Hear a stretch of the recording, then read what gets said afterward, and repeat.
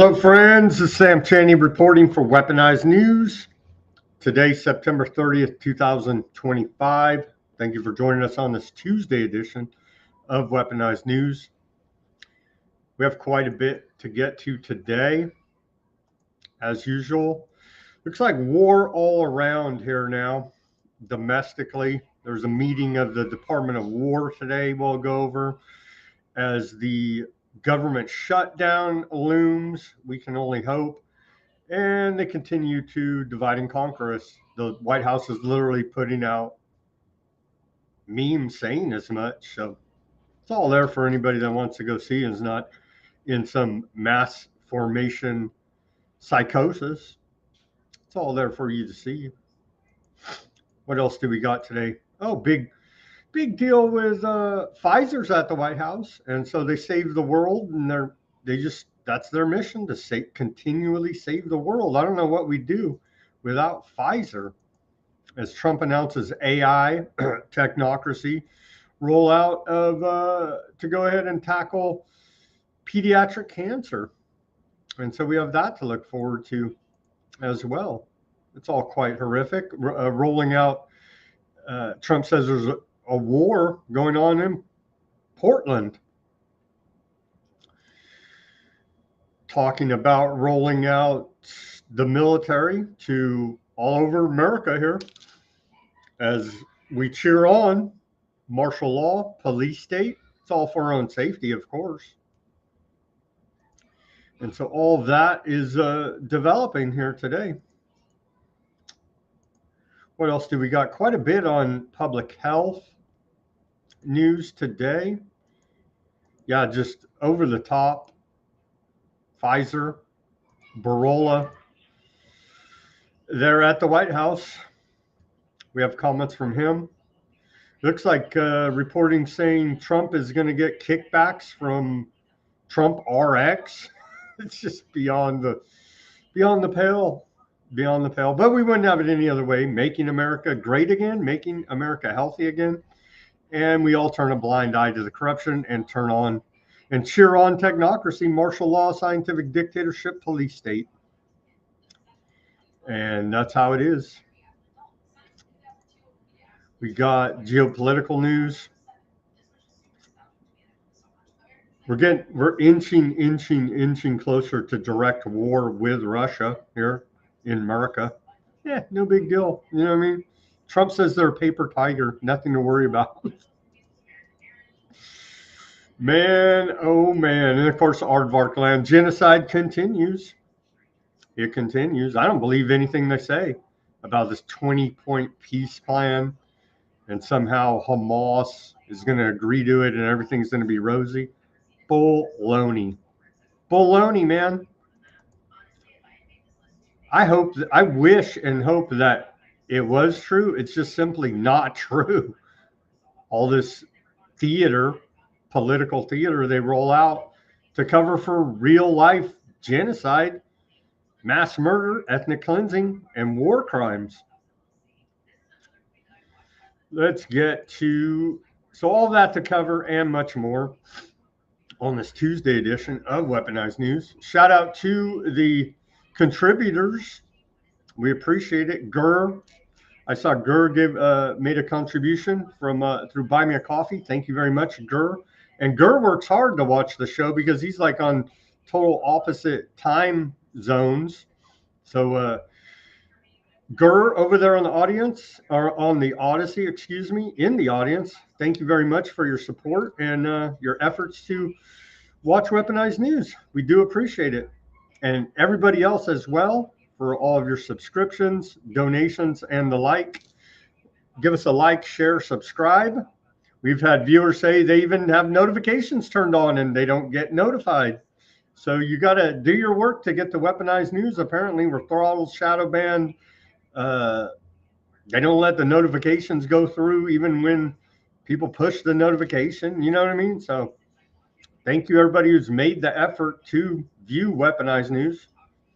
Everybody go to weaponizednews.com. Get yourself a holograph sticker, a white background sticker, or a clear sticker here. We appreciate all the support that we've been getting here now. Let's go to this day in history. On this day in history of September 30th, we go back to the year 1777. On this day, we saw the Continental Congress flee to York, Pennsylvania as British forces advance. In 1846, on this day, and this is quite a thing when you think about it, anesthetic ether is used for the first time by American dentist William Morton, Dr. William Morton, to extract a tooth. That sounds like painful and crazy scary, but they did it with ether. Dr. William Morton on this day, 1846. In 1864, on this day, 13 black soldiers, among the first black soldiers to be honored with U.S. Medal of Honor for leading charges against Confederate fortifications during Battle of New Market Heights, Virginia.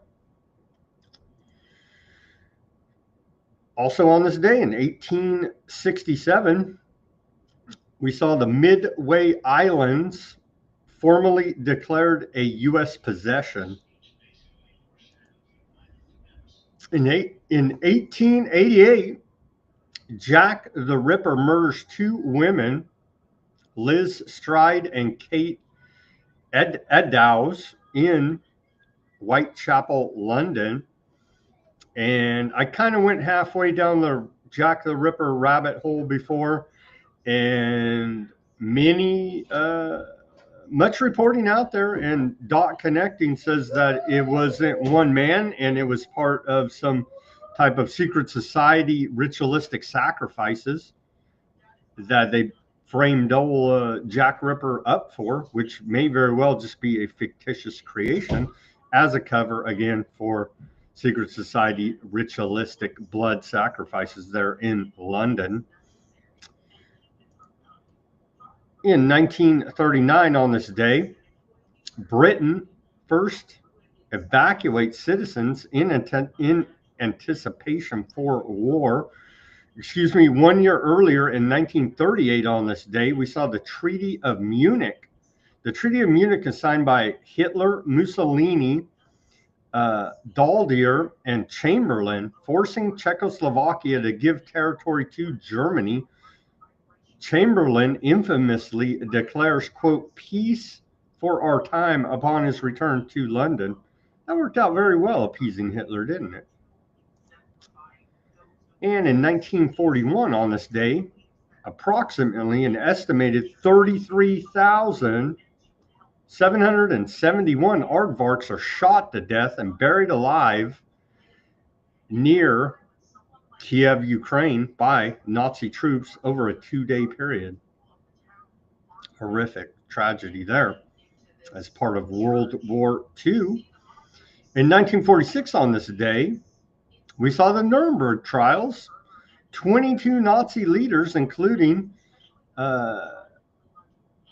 Ribbentrop and Goering, probably the two most infamous Nazis there, are found guilty of war crimes and sentenced to death or prison at the Nuremberg war trials.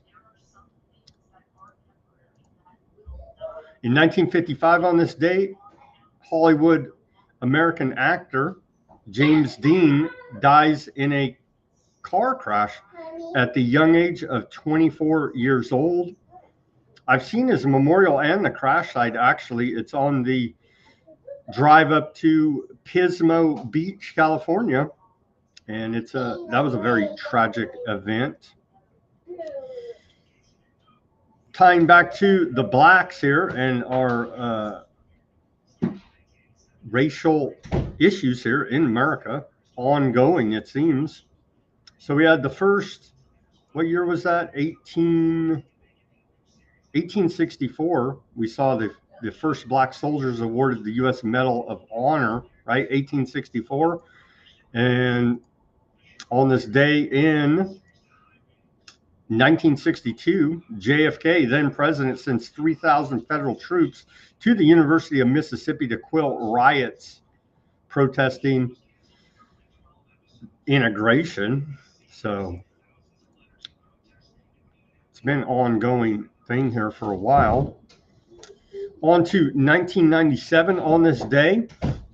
In Australia, we saw the Australian government implement a gun buyback scheme. It ends with more than 640,000 firearms compulsory acquired, including many newly illegal semi-automatic rifles and shotguns. Little gun buyback program there under John Howard's Australian government in 1997. Don't let it happen to you in your country, wherever that may be. And in 2022 on this day, the most evil men in the world, obviously, invaded Ukraine unprovoked, obviously, a clear violation of the democratic international norms as they beat us over the head with it, as they, that is they as in the West, do whatever they want, but God forbid Putin do anything he wants. Anyway, on this day in 2022, Russia's illegal annexation, in defiance of international law, Vladimir Putin announces Russia's illegal annexation of 4 Ukrainian provinces, Donetsk, Kherson, Luhansk, and Zaporizhzhia. I can't pronounce that last one. Despite Russia occupying only part of each region. So they went ahead and said, we're taking this land, and that is what is part of what is being disputed right now between the peace talks, can we even call it peace talks, mumblings of some type of peace deal, maybe ceasefire, something. Stop shooting each other there, you damn Russians and Ukrainians. You're nuts. Cut it out. And then today, 2025, internet provider AOL discontinues its dial-up service. Very sad day, right? Remember the old dial-up service when you first got the internet through the regular landline? Remember that? Sounded like a fax machine. Well, we can no longer get that service as of today from AOL, sadly. And this day in our internet history, or excuse me, in our civil liberties history, where are we at here? 1954 on this day, a rationale for secrecy and lawlessness. The Cold War is a different kind of war. The Doolittle Commission, appointed by then President Dwight Eisenhower to examine the CIA, delivered its report on covert activities of the CIA on this day. The report made the startling argument that the anti-communist Cold War was a different kind of war, meaning different than conventional wars such as World War II. This rationale justified allowing the CIA to use secrecy, lawless actions, and other tactics that were not otherwise permissible in war or diplomacy.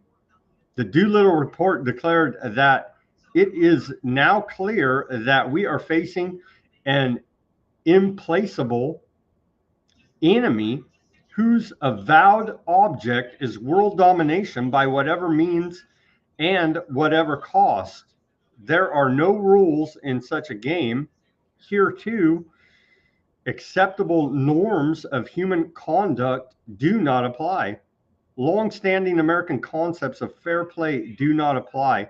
The same rationale was used by George W. Bush administration in the war on terror, especially the terror memos, as we've covered here.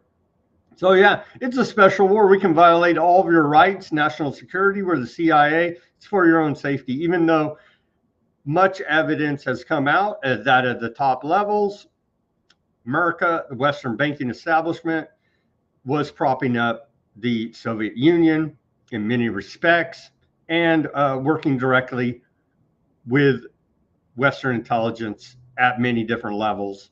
At another level, There's levels to the thing, and no good guys. Sorry to tell you, no good guys and different levels. And at another level, very real Cold War, international espionage, spies running around, the whole, James Bond movie. But at the very top level, all of them working together saying, F you, citizen surf scum, you have no rights. It's for your own safety. Continuing theme that we're even seeing to this day in Trump's America. Real freedom of thought we hate. Back when we had a quasi legitimate, maybe possibly in our dreams, ACLU. On this day in 1968, Eleanor Holmes Norton, assistant legal director for the ACLU, American Civil Liberties Union, on this day went to court to defend George Wallace, segregationist governor of Alabama and candidate for president of America, who had been denied a permit to use Shea Stadium in New York City for a rally because he's a big racist. And then your racist, commie loving ACLU went and defended him, surprisingly enough. Wallace's aides were reportedly momentarily stunned when they were introduced to their African-American ACLU attorney in front of the courthouse, but they quickly accommodated themselves to the free legal assistance. In the end, Wallace obtained a permit for a different venue for his speech in New York City. There you go. ACLU looking pretty good right there, I would say. And isn't that strategic? You roll out a black attorney for the racist George Wallace to defend his civil liberties of the First Amendment. Pretty good lawyering there, I would say. A rock group of some sort, FBI investigates the Grateful Dead. Well, isn't this the left hand doesn't know what the right hand is doing, or isn't this just running interference? As I think it's now pretty well established, the Grateful Dead was working with U.S. intelligence, i.e. CIA, i.e. MK Ultra programs, rolling out LSD all over the country and other drugs. But on this day in 1970, the FBI wasted endless hours investigating such, quote, threats to the United States as John Lennon, see the government's attempt to deport him, and rock and roll classic Louie Louie. On this day, the FBI report described the Grateful Dead as a rock group of some sort. The investigation was a classic example of how the FBI wasted valuable resources on matters that did not involve violations of federal law, not to mention spying on people and groups because of their political beliefs while ignoring major criminal activities such as organized crime, because they're running the organized crime. You see? And on this day in 2011 of September 30th, can the U.S. kill American citizens without due process? Well, that's a redundant question, right? Because they already did. Anwar al-Awlaki was an American citizen born in the U.S. to Yemeni parents, who was killed in Yemen by a CIA drone strike in a, quote, targeted kill on this day. So can you? They did. So apparently they can. His death raised serious questions about whether the U.S. military had the authority to kill an American citizen without due process of law. Well, obviously they do whatever the hell they want. Anwar al-Awlaki was a Yemeni imam and a radical Islamist whom the Obama administration had placed on a targeted kill list in 2010 because of his alleged terrorist activities. His death also raised questions about the increasing use of drone aircraft by the U.S. in the war on terror. No other targeted killing of a U.S. citizen is known to have occurred. Obama got the Nobel Peace Prize, so I mean, that's all we need to know. You know what I mean? It's totally legitimate. F this terrorist Anwar al-Awlaki and due process, right? America, right? Huh? No, but it could be you next. Well, who cares? He was a Muslim, right? The government said he's a terrorist, even though they fund, train, arm, radicalize all these Muslim terrorist groups. America, he's a terrorist. Might as well have been Hamas, right? That's where we're at. And no one gets in trouble from the government. We just went over massive violations, law breaking, wrongdoings, violations of our constitutional rights, civil rights, natural rights. No one in the government ever gets in trouble. They're the good guys keeping us safe, as is the theme. And now it looks like a full-on war here at home, as declared by the Department of War today, essentially backhandedly. I don't know. We'll go over some clips, see what you guys think. It's looking, it's not looking good here. It's not looking good. I guess we have some checks and balances. There was a ruling today that, but see, the government breaks the law, violates your rights in the Anwar al-Awlaki case, kills you, right? And yeah, whatever, dude. Maybe sometime you'll have a court come along and say, oh yeah, that was wrong and violated your rights. Whoop-de-freaking do. The deed is already done against you. You're already dead. Your rights have already been violated. And the government faces no consequences. That's freedom, America, liberty, the whole everything like that. The White House tells us 24 hours until the Democrat shutdown. We can only hope. Here is that video, and then we'll get to all the news for you today.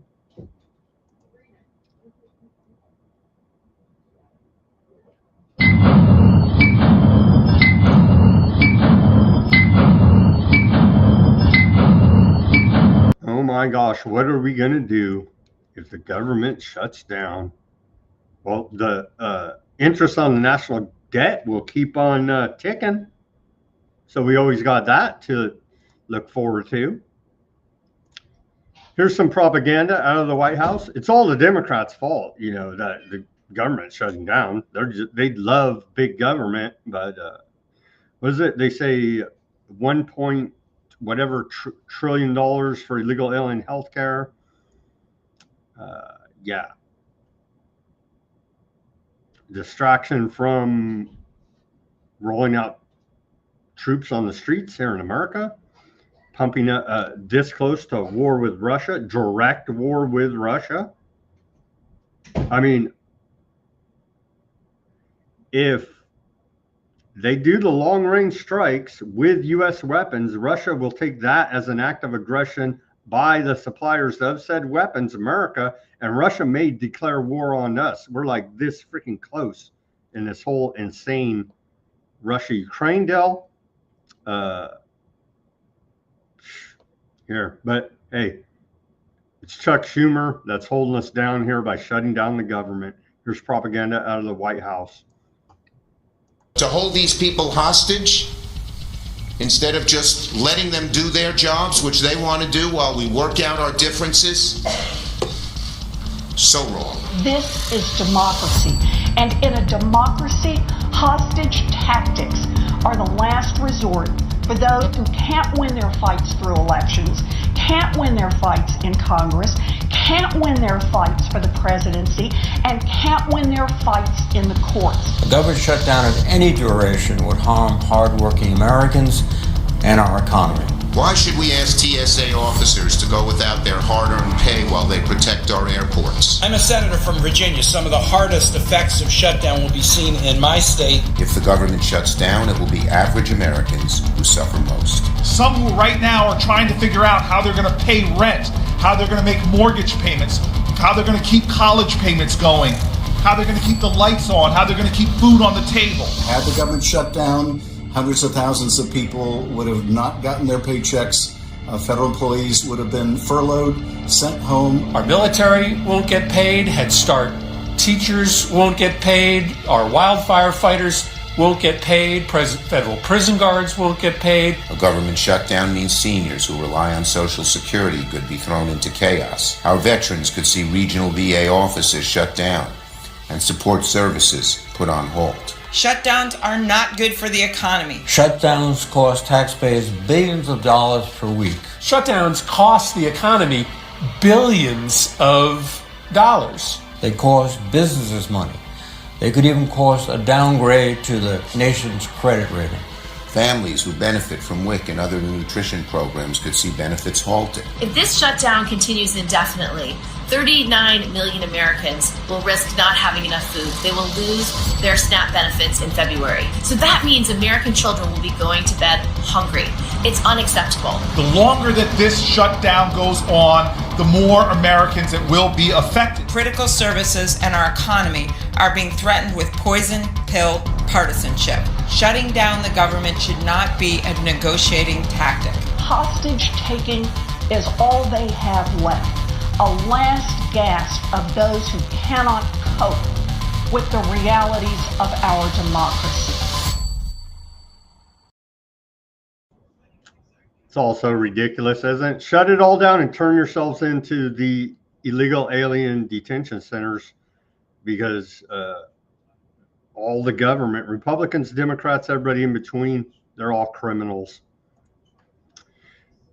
Classic divide and conquer memes coming out of the White House. Look at this. And so it's literally in your face. Are you smart enough to see it? Us versus them. Look. Lowering prescription drug prices for Americans, celebrating shutting down the government. Really? Don't do drugs, kids. Don't do government, kids. But look. Us versus them. Wow. They're literally doing divide and conquer in your face. They hate you. Both political parties hate you, American. Who's running the White House X account? Is it Barron Trump and his college fraternity? It looks like it. Here's a meme. Look at these memes. This is the White House official account. You see? Looking at you, Democrats. Don't let your love for illegal aliens hurt American citizens. How to put America first. Do not put illegal aliens over Americans. But of course, put aardvarks over everyone. I mean, we know that's pretty standard here now. We have more of that later in the show. And so the White House says the Democrat Party wants open borders, transgender for everybody, men competing in women's sports, crime and lawlessness in our streets, cashless bail policies over the safety and security of our nation. It's never America first. Of course not. It's aardvark land first. I'm glad but they left that part out. They said some quiet parts out loud today, but not the most important. So this is what the White House says. It's all the Democrats. It's never the government.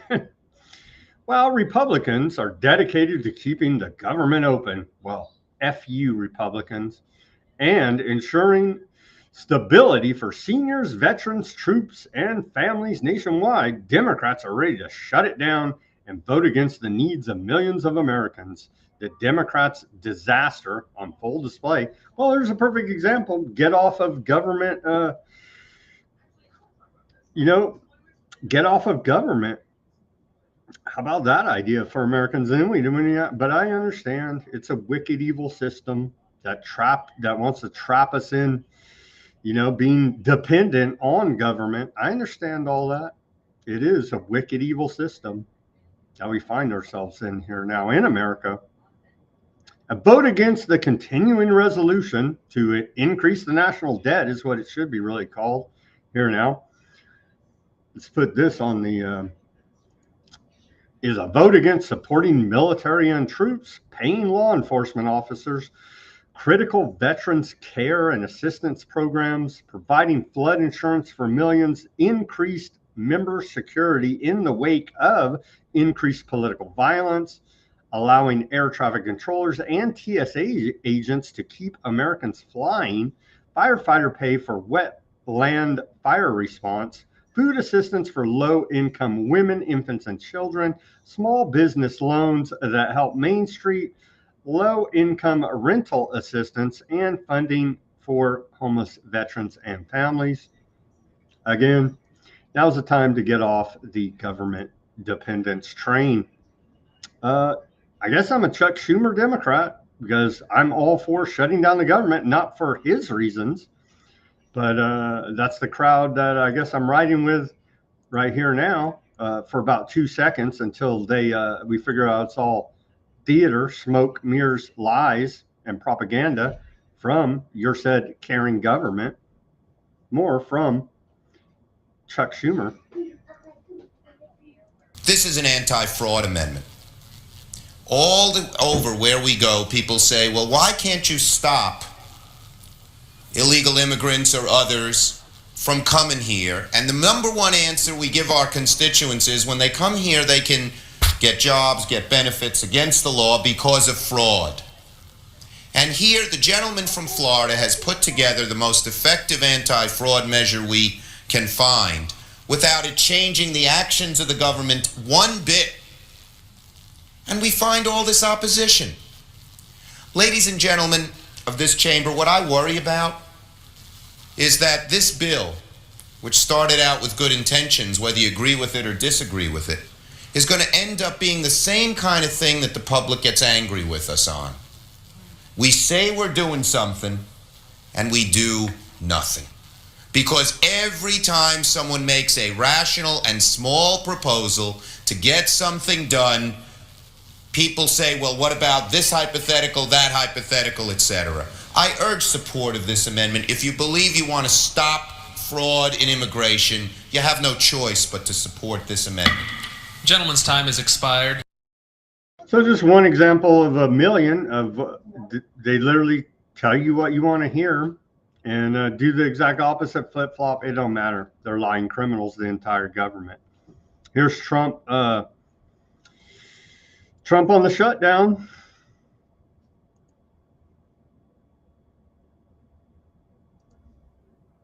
Tell you we have $17 trillion being invested. So the last person that wants it shut down is us. Now, with that being said, we can do things during the shutdown that are irreversible, that are bad for them and irreversible by them, like cutting vast numbers of people out, cutting things that they like, cutting programs that they like.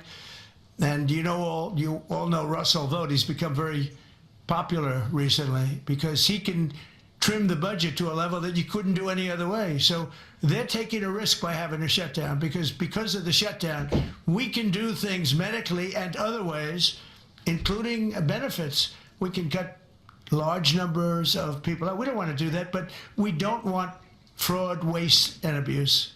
And, we're cutting that. But they tell you... Isn't that just that's what the government is waste, fraud, and abuse? So this whole thing is just a giant snow job, misdirection, BS, lies, propaganda, more BS, lies, propaganda. The great Christian Trump, all signs point to the fact that he's a dark occultist. Presidential message on the feast of St. Michael, the archangel, as he's constantly misleading, misdirecting the dupe, well-meaning Christians in this country. It's very sad to see. And but they refuse to have any discernment. And so I guess they deserve what they get at this point. If you can't see through this charlatan known as President Trump. Today, I salute the millions of Christian believers in the United States and around the world observing the feast of St. Michael, the Archangel.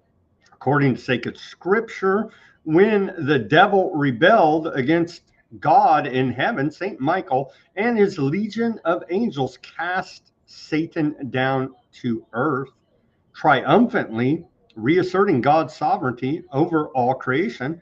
For 2,000 years, Christians have looked to St. Michael, the archangel, to protect, strengthen, and for protection, strength, and courage in times of conflict, distress, and doubt, all created by government, might I add. In 1886, nearly 140 years ago, Pope Leo XIII, leader of the Roman Catholic Church, fearing for the future of the Western world, introduced the legendary prayer to St. Michael, which is still recited to this day in churches and homes all across the nation and throughout the world. St. Michael, the archangel, defend us in battle. Be our defense against the wickedness and snares of the devil. May God rebuke him. We humbly pray, and do thou, O Prince of the heavenly hosts, by the power of God, cast into hell Satan and all the evil spirits who prowl about the world seeking the ruin of souls. Amen. And imagine that coming out of the White House. There you go. So more, as I said, more misdirection, more blasphemy by Trump administration, fooling the fools out there who literally will believe anything, apparently. Here's Trump they had a big meeting today of the War Department, essentially, admirals, generals. Here's Trump to U.S. military leaders. He backs them 100%. Wouldn't you know? My message to you is very simple. I am with you. I support you. And as president, I have your backs 100%. You'll never see me even waver a little bit. It's the way it is. And that includes our great police officers and firemen and all of these people that are doing so well. Together over the next few years, we're going to make our military stronger, tougher, faster, fiercer, and more powerful than it has ever been before. Geez, man. And Trump also said over $1 trillion commitment to the Department of War, the Pentagon, who can't account for the money. They've never been able to produce since 2018. I think it's been required for a financial audit. And they've never been able to produce financial statements that are even auditable because their books are so screwed up because of all the waste, fraud, and abuse that is our government. And so think of that fiscal irresponsibility by Trump and his administration to sign off to an agency, the Pentagon, Department of War, over $1 trillion that history says they can't account for all of the funds that they've had to date. So just think of that. Oh, but we love war. You're keeping us safe. Blow the hell out of the world. Here's $1 trillion+ dollars. You don't even know where the money goes or comes or anything. You don't even care because no one's holding you accountable because you got the big guns. You know what I mean? It's just like, but pay your damn taxes. Here's Trump says Portland looks like a war zone, i.e. the title, first little title of the show here, Portland war zone. What? Apparently. So Trump's him-hawing. He's saying he's going to roll out troops to basically every major U.S. city, essentially, is what he's hinting at. They're considering it a great week. They shouldn't lose any. You shouldn't lose any. This is civilization. And he's always up there saying, we're in very good shape. We don't need the military. No, they need the military desperately. How about Portland? Portland, Oregon, where it looks like a war zone. And I get a call from the liberal governor.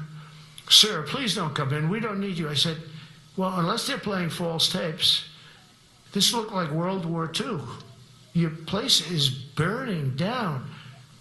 I mean, you must be kidding. Sir, we have it under control. I said, you don't have it under control, Governor, but I'll check it, and I'll call you back. I called her back. I said, this place is a nightmare. It's certainly not the biggest, but it's one of the worst. It's brutal. They go after our ICE people who are great patriots and tough job too, but they love it. They love it because they're cleaning up our country. Is Portland a war zone? I do believe there's like little isolated pockets of these radicals but really, Portland's a war zone? Again, go arrest all of the local leaders who have failed, and they must be running corruption rackets there as well, but we never see any of that. It's just Antifa anarchists, they tell us. Really?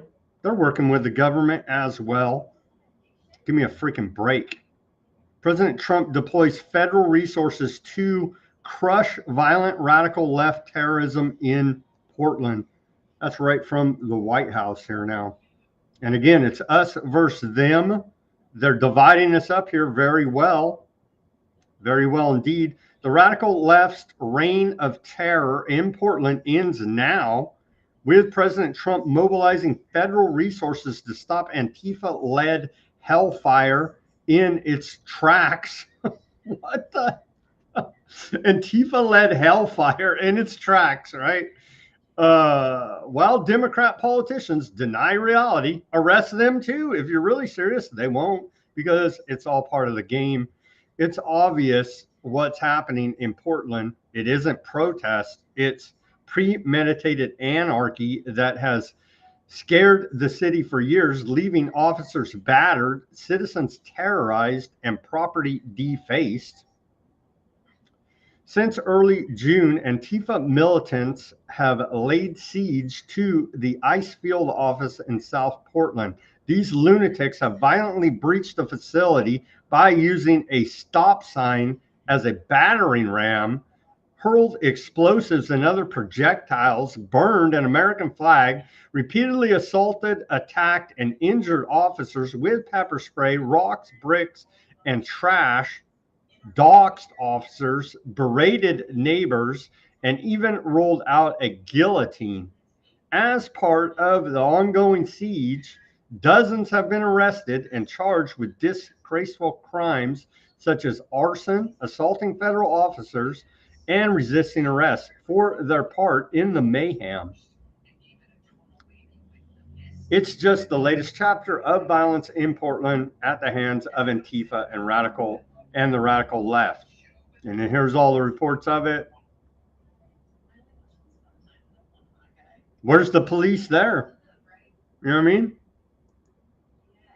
Somebody in a position of authority needs to be held accountable for letting it get, if it's as bad as all this hellfire, as described by this White House article, then someone in a position of authority must be held accountable.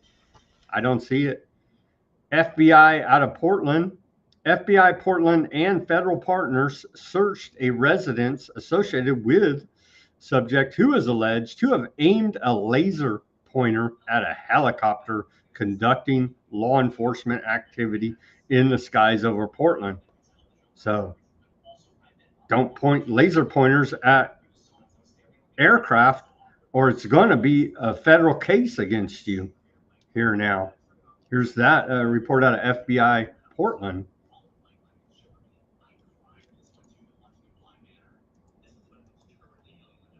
Our operation in Memphis is now underway. So you got troops, you got National Guard in Memphis now. The DOJ is announcing. Yesterday, 9 arrests were made and 2 illegal firearms were taken off the streets. There you go. They're against your Second Amendment. Additionally, 219 officers were special deputized, and our Joint Operations Center is up and running. So they've federalized the police there in Nashville, Tennessee. And again, at one time, you'd have conservatives, quote conservatives and Republicans, screaming about the potential tyranny that could be led from the federalization of local police. Now MAGA cheers it on. And so that's where we're at here now. Go martial law, go police state, go technocracy. What are you, a pro-crime commie? There you go. Make America safe again. and I'll say it till my last breath, the government can't and won't keep you safe. And that's just the facts of life, man. Here's more from Trump. And I would argue we didn't win any of these wars because you don't win a war. But he says we won World War One. We won the First World War. We won the Second World War, Operation Paperclip, League of Nations, United Nations, on and on it goes. What did we really win here now, Mr. President Trump? After that, now he gave a great speech, but he talked about Department of War. We were sitting there. I said, didn't it used to be called the Department of War? And he goes, yes, sir. They changed it like in the early 50s. So we won the First World War.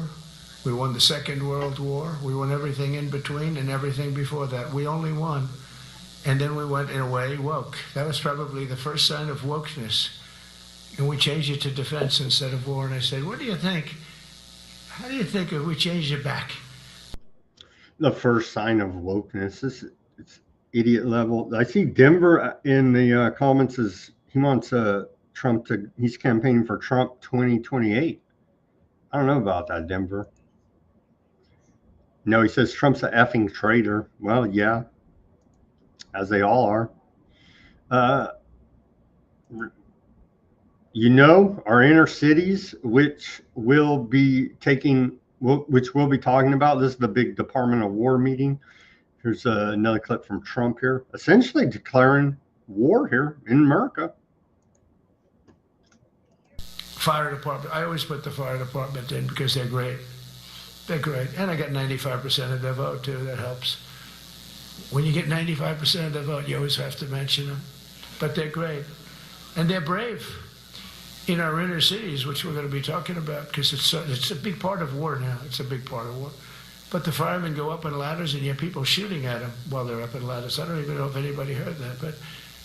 And I said, don't talk about it much, but I think you have to. Our firemen are incredible. They're up in one of these ladders that goes way up to the sky, rescuing people, and you have animals shooting at them, shooting bullets at firemen that are way up in death territory. You fall off that ladder, it's over.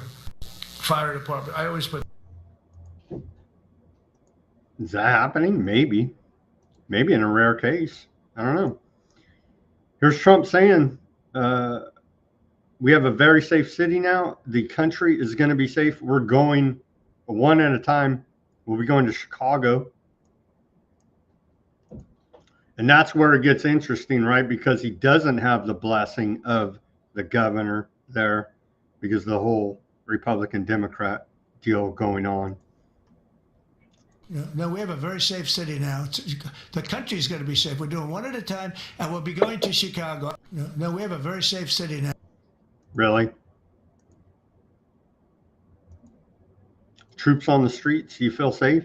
Here he's talking about every major U.S. city, San Francisco, Chicago, New York, L.A.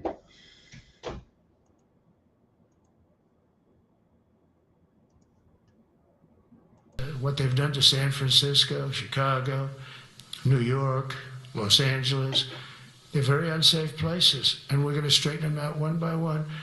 And this is going to be a major part for some of the people in this room. That's a war, too. It's a war from within. Controlling the physical territory of our border is essential to national security. We can't let these people in. What they've done. A war from within. He's planting the seeds, laying the groundwork here now. We're under invasion from within. More from Trump.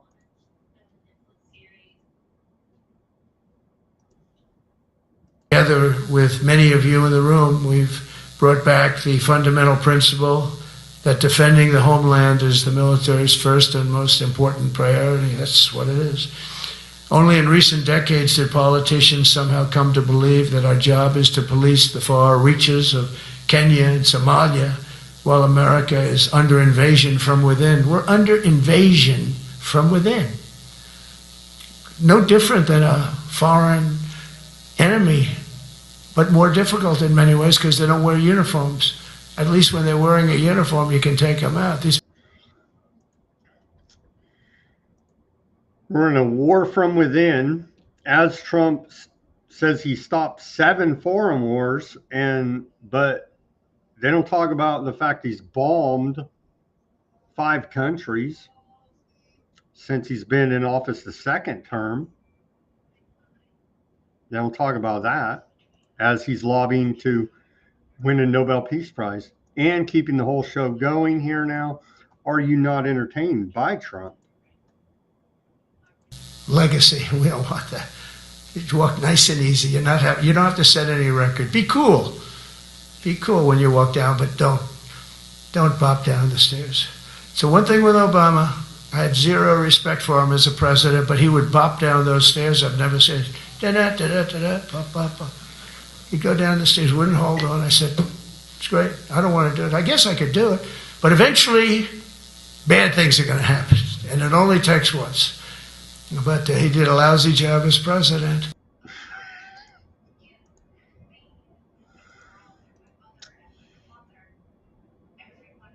Trump suggests using dangerous U.S. cities as training grounds for military. Huh? Yeah, that's unconstitutional. They're going to still go ahead and do it. They don't care. Here's the headline out of the Hill. President Trump told the Department of War meeting today they should use American cities as training grounds and described a federal crackdown on crime in major U.S. cities as necessary due to a war from within.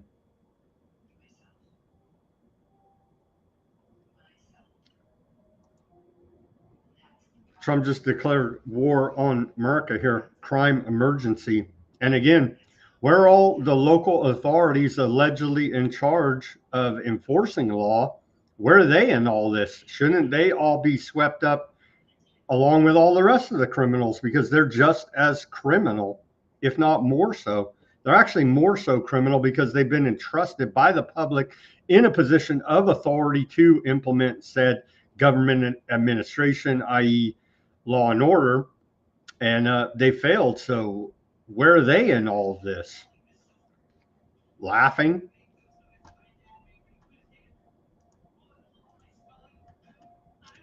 And I know everybody loves the propaganda coming out of, who is this? USCIS, the Immigration and Customs Services here now. And so we'll go through some of their propaganda memes they're putting out there on the X. Defend the homeland, secure America's future from the unconstitutional Department of Homeland Security, which shouldn't even exist. Protect your homeland, defend your culture here now. Isn't this quite occultic on the old flame of liberty there, allegedly?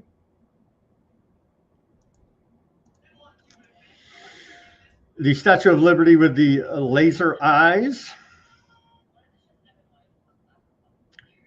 uscis.gov/join.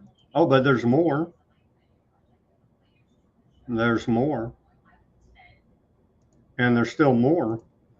Remember your first thrill of American liberty. Safeguard Americanism. uscis.gov/join.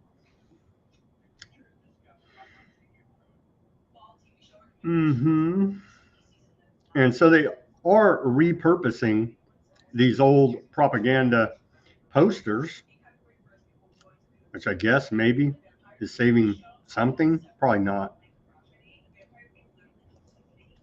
I think that's all the propaganda photos we have, or posters we have for today. Oh, again, protect your homeland, defend your culture. $50,000 signing bonus to go ahead and work for the unconstitutional Department of Homeland Security. And then the one for the thumbnail today, I thought this was the best of the 5 or 6 propaganda posters put out by the Department of Homeland Security. I thought this was the best, most classic for humanity and civilization. Join.ice.gov. Very nice. Very nice propaganda poster from them. Yeah, turns out they violated your rights. They don't care. They laugh in your face. The deed is already done is the problem, and no one ever gets in trouble in the government for committing crimes against us. U.S. District Judge William Young rules that the Trump administration's efforts to deport non-citizens for protesting the war in Gaza is unconstitutional. You don't say. He's a big liberal, right? No, it turns out this guy is actually a big conservative appointed by the Reagan administration. Who cares? He's a pro-crime commie. Trump targeting of pro-Palestinian campus activists for deportation is unlawful, U.S. judge rules. They broke the law, violated all these people's rights. Does anyone get in trouble? No. They're lucky they're not droned and a Terminator come to see them. And that may very well happen in the near future. Here now. A U.S. judge ruled today that the Trump administration had acted unconstitutionally by adopting a policy of revoking visas, arresting, detaining, and deporting foreign students and faculty engaged in pro-Palestinian activity and advocacy. In a scathing 161-page ruling, U.S. District Judge William Young in Boston sided with groups representing university faculty by finding that the administration was chilling free speech on college campuses in violation of the U.S. Constitution's First Amendment. Young said officials of the U.S. Department of State and Homeland Security acted in concert to misuse, i.e. a conspiracy against the people. I added that part. Acted in concert. That's what acting in concert is, a conspiracy by the government against the people. Acted in concert to misuse the sweeping powers of their respective offices to target non-citizen pro-Palestinians for deportation, primarily on account of their First Amendment protected political speech.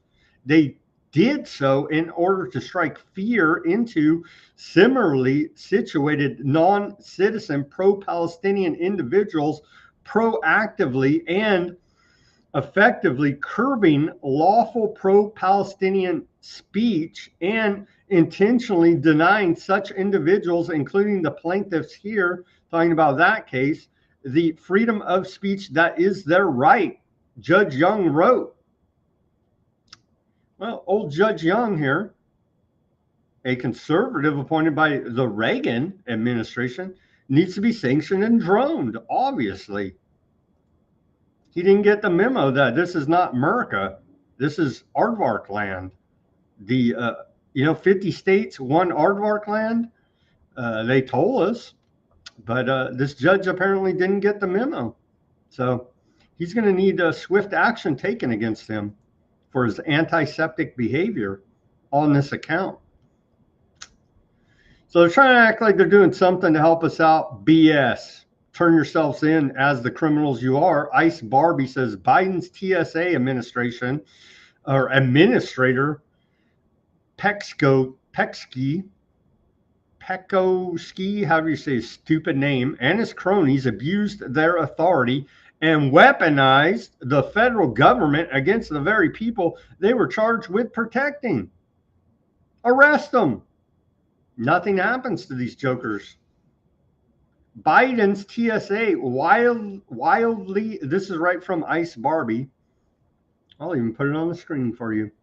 These people are just such frauds. The entire government is. Biden's TSA wildly abused their authority, targeting Americans who posed no aviation security risk under the banner of political differences. President Trump promised to end the weaponization of government against the American people, and we are making good on that promise. I am referring this case to the Department of Justice and for congressional investigation. Really? they've continued the weaponization of government and went into a new phase of technocracy. And so isn't it all wonderful here now?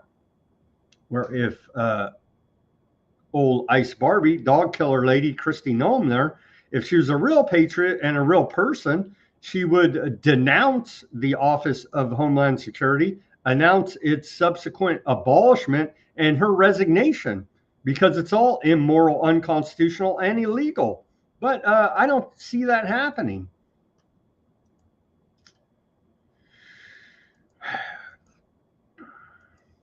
Let's take our live commercial break here at the 1 hour mark. Everybody go to weaponizednews.com. Get yourself a holograph sticker, a white background sticker, and a clear sticker. Weaponizednews.com. Put it on your laptop, your bumper, your guitar, your Cybertruck, your work locker, any place that you can, start up a conversation. Hey, you guys think the government's corrupt under the Democrats or Republicans? I don't know. My taxes sure look pretty damn high. My insurance looks high. The price of food looks high. And go down the list and you can spark up a conversation with just about anybody. Regular Joe Blow Americans like you and I trying to make it day to day. I don't think we're doing so hot out here, honestly. I don't know. Maybe I'm living in an alternative reality and everything's rosy, make America great again. But every time I look at that national debt, the clock just keeps ticking. You know what I'm saying? So help support Weaponized News. Again, we appreciate all of our patrons, everyone that's bought a product over there at the store, that's give us a donation. We truly do appreciate it. The description of this video has our Cash App, has our Buy Me a Coffee. We have our Bitcoin wallet there. Any little bit helps. $1 million would be awesome, but even $5 helps out in the cause to bring you to exercise our First Amendment here and rebuke your clownfluencers on the interwebs and your lying criminal mockingbird fake news media on the left and the right. So that's why we need your support here to keep this train going at Weaponized News, weaponizednews.com. We appreciate your support. Continuing here. Okay, a lot of public health news. We're already at the hour mark and we got a lot of news to get to. So let me try to see what I can do to parse all this together for you and give you the information you need. The HHS says this is gold standard science. And I want to believe them, you know what I mean? But I just can't because they're the government. And I refuse to be fooled again by these characters. I want to like Bobby Kennedy Jr. I just can't. I'm sorry, Maha. This is gold standard science. HHS announces a new therapy for children with autism. And I honestly haven't dug into it deep, that medication, this one right here. But from what I've seen on a cursory look at it, it's not good. This stuff's not good either. But what do I know? Listen to your trusted health department. Okay. This is a 7-minute one. I don't know how long we can play it from Bobby Kennedy Jr. here now, rebuking some of the wild claims there about miracles. Let's see what this video has to tell us. Hi, I'm Robert F. Kennedy Jr., your HHS secretary. At my recent Finance Committee hearing, Senator Cantwell showed us this chart to illustrate the decline in infectious disease during the 20th century. The vaccine industry has long used this kind of chart as proof of the common claim that vaccines had saved hundreds of millions of American lives. The momentous 70% decline in mortalities in the United States and Western Europe from contagious diseases since 1900 marks one of the most monumental public health advances in all of human history. Was this really an achievement of mass vaccination programs, as many people, including Senator Cantwell, claim? The most comprehensive evidence-based study that rigorously examines this issue is a CDC-funded study that was published in 2000, performed by a team of researchers from CDC and Johns Hopkins University. and led by Dr. Bernard Geyer. The scientists meticulously examined 100 years of government infectious disease mortality data, and they concluded that nearly all the mortality reductions occurred before the introduction of vaccines, and that vaccinations could therefore claim little of the credit. For example, you can see from this graph that in 1900, some 13,000 Americans a year were dying of measles. By 1960, however, this number had dropped to a few hundred. But the measles vaccine was not introduced until 3 years later. Therefore, almost all the measles mortality had disappeared before the vaccine. So the measles vaccine can't really claim the credit for saving all those lives. Let's look at pertussis, also known as whooping cough. Again, we see the biggest drop in pertussis deaths occurred before the introduction of the pertussis vaccine. The same is true for influenza. Massive flu mortalities had already disappeared by the 1960s, but the vaccine was not widely disseminated until the 1980s. So once again, the vaccine cannot claim the credit.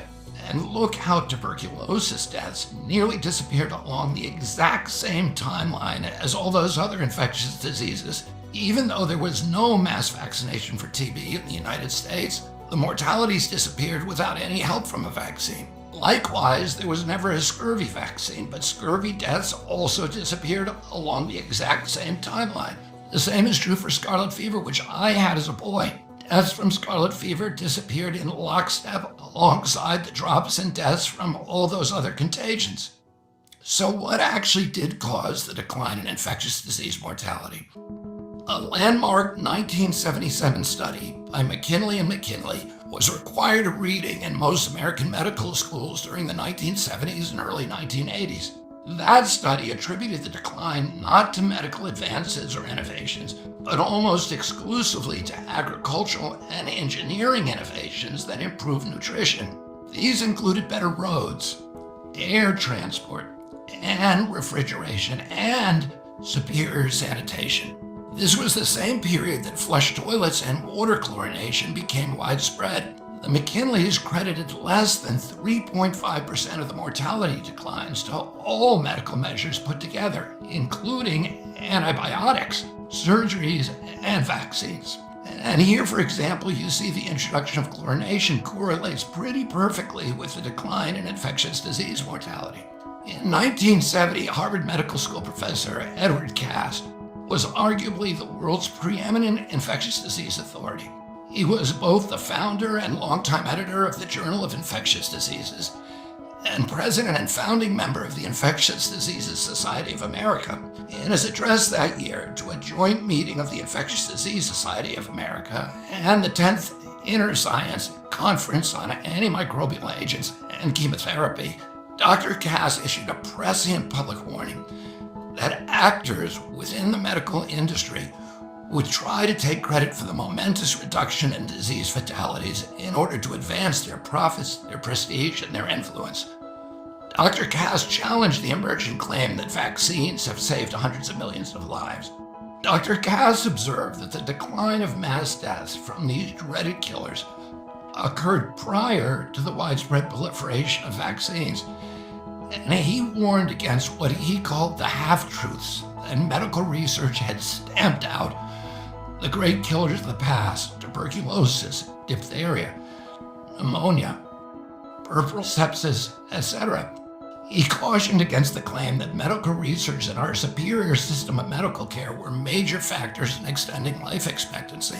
The deceptive graph that Senator Cantwell showed the nation is precisely the kind of scientifically baseless propaganda device against which Professor Cass warned us. And yet it is a common trope promoted by the pharmaceutical industry and allied medical associations and there are highly paid politicians to evangelize us into believing that vaccines alone saved all of those lives. Senator Cantwell has taken some $456,000 from pharmaceutical companies.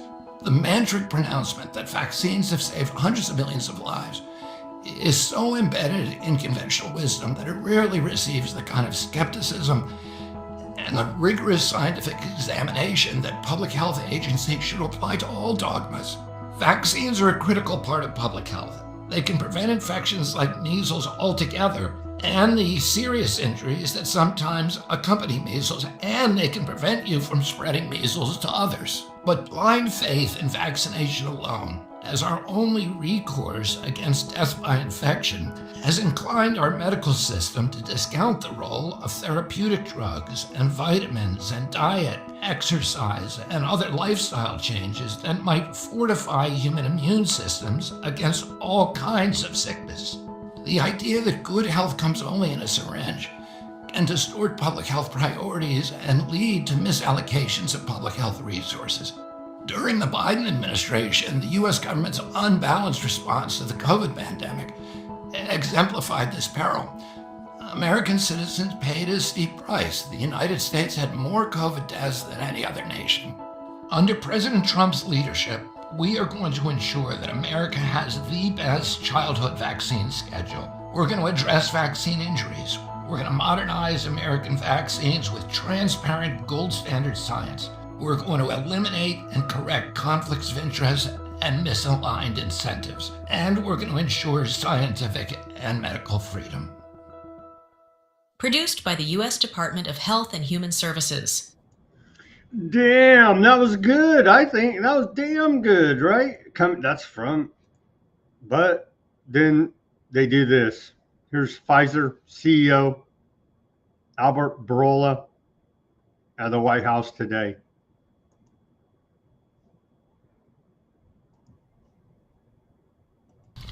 So it's an historic day because I think today we are turning the tide and we are reversing an unfair situation. For years, other rich nations refused to pay the fair share for the medical innovation. And as a result, Americans had to assume disproportional cost on their shoulders. This situation, we all knew, is not sustainable. This situation is a situation that many wanted to change, but no one could. This is changing today with this agreement. In July, the president sent to me and other heads of pharmaceutical companies a letter.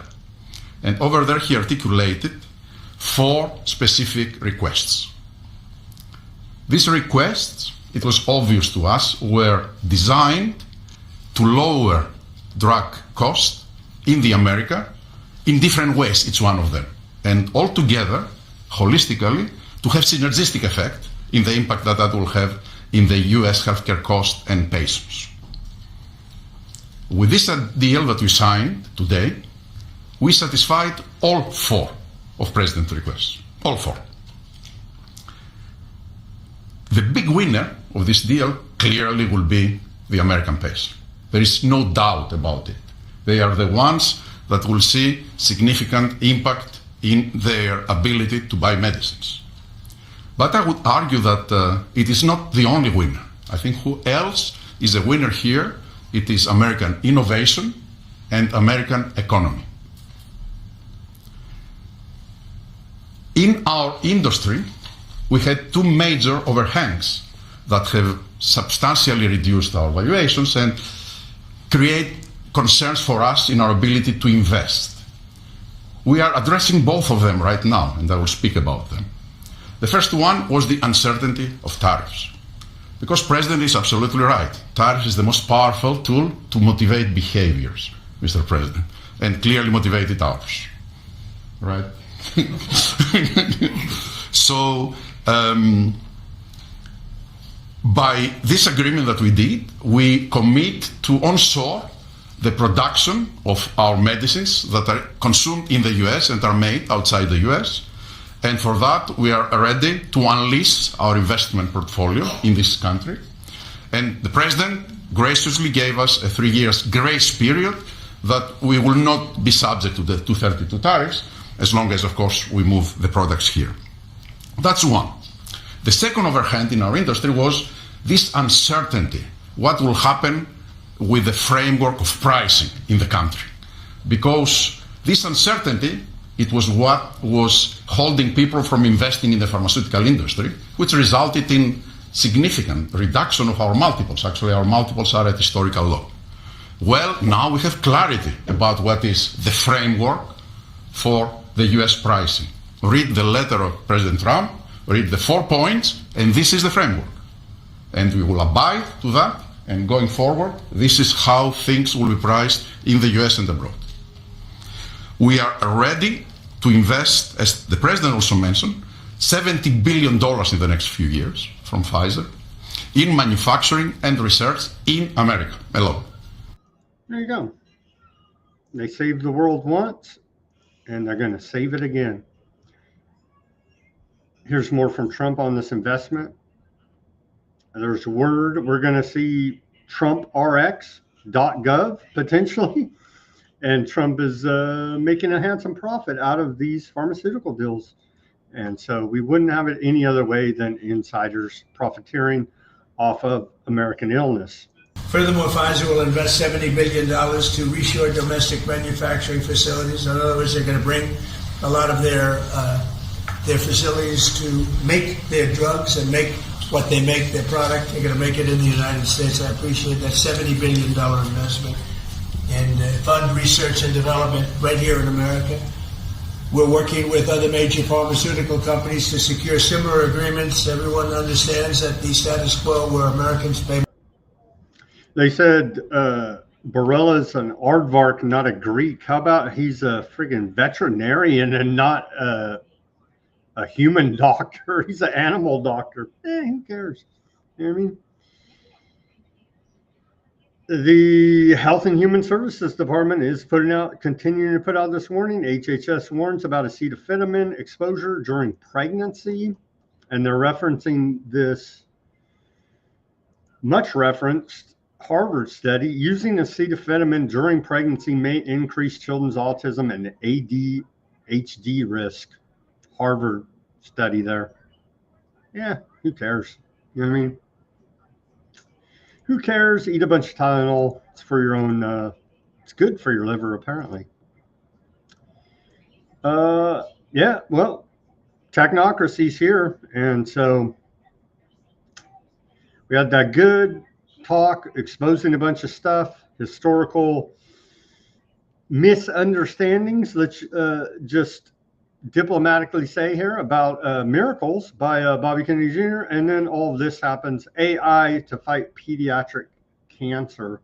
Executive order signed today by Trump. I'm thrilled to sign a very historic executive order to massively accelerate pediatric cancer research and harness the extraordinary potential of artificial intelligence to fight this terrible disease. We're going to hook up the artificial intelligence with all of the other things that we have at hand, and we're going to come for answers. And these young children who are just really, some are absolutely better and others are getting better. You're all going to be better very soon. So they won't even need it, I don't believe. They had a bunch of sick kids at the White House giving their testimony. I'm not going to play the videos. It's very sad. And, of course, it's to pull on your heartstrings to get you behind. Hey, AI is going to solve all this. You know what I mean? Instead of, don't do drugs, kids. Don't do drugs. We're building a future where every child's data contributes to faster diagnosis. Here you go. Yeah, they're databasing us. This is your technocracy for your health and safety, of course. Thank you, President Trump, for signing this historic executive order to cancer data initiatives, coordinated pediatric, adolescent, and young adult rare cancer, first launched under President Trump's direction in 2019. When I was a young medical student in the 1990s, I had the privilege a month in a pediatric cancer ward treating children with cancer. And I have to say it was the most difficult month of my life. I left for home every day in tears. Watching little children cope with a deadly disease is hard. They should be playing with their friends, going to school, living their best lives. But instead, they bravely face... Isn't it professional wrestling for a very serious, heart-wrenching topic of these very ill children? You got professional wrestlers right here. I mean, man. Cancer. These are the bravest kids I've ever met. I have tremendous admiration for the scientists who devote their lives to finding cures for kids with cancer, for the doctors and nurses who take care of them, and for their parents who suffer alongside them, care for them, and love them. This year, nearly 9,500 children will be diagnosed with cancer in the U.S. In the mid-1970s, the 5-year survival for cancer was 58%. Today, the cancer survival rate for children with cancer is 85%. This is because of the tremendous investments we've made in treating childhood cancer and researching it. And it's worth celebrating this achievement. But I say that 85% is still too low. We need to be at 100, whilst we still have a long way to go. The treatments these little kids undergo involve therapies like chemo, radiation, that put them through hell. Even with 85% will be cured, the therapies themselves can cause health problems as kids age into adulthood. Nearly 60% of cancer survivors experience severe life-threatening complications in adulthood because of these treatments. And so we need better treatments so that we can raise the survival rate and reduce the side effects. This initiative builds on the CCDI's mission to gather data from every child, adolescent, and young adult diagnosed with cancer, no matter where they receive care. It aims to develop a platform and tools to bring together clinical care, research tools like molecular characterization and genetic information, tools that will improve preventive measures, treatment, quality of life, survival for childhood cancer. By uniting families, clinicians, and researchers, by harnessing the power of AI, CCDI will accelerate diagnosis, inform treatment, and develop the next generation of life-saving therapies. This is not about collecting data alone. It's about giving families hope. Today, we commit to taking this work to the next level. With this executive order that President Trump is signing, we're building a future where every child's data contributes to faster diagnosis. Artificial intelligence helps us uncover faster, more precise treatments, improve quality of life, and better survival. And finally, let me extend my sincere congratulations and gratitude to President Trump for his leadership and vision in giving us this opportunity to make America healthy again, to rigorously push the boundaries of science and bring hope to millions of families. Thank you. Thank you very much, Jay. It's very nice. Appreciate it. There you go. The government is going to weaponize ill children's data, and it will be used against us and those children, all in the name of public safety. So there you have it. Fact sheet: President Trump prioritizes harnessing American AI innovation to unlock cures for pediatric cancer, i.e. weaponizing against you and children of America, i.e. technocracy. President Trump signed an executive order to harness American AI innovation to unlock cures and prevention strategies for pediatric cancer and realize the potential of health data together with AI to transform clinical research practices.